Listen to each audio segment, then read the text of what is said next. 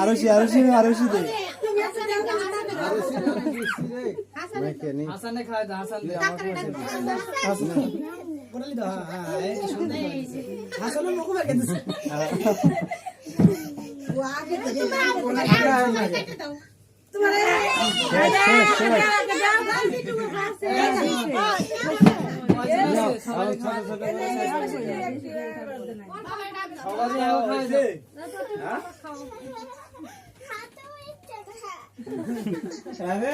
ছোট ছোট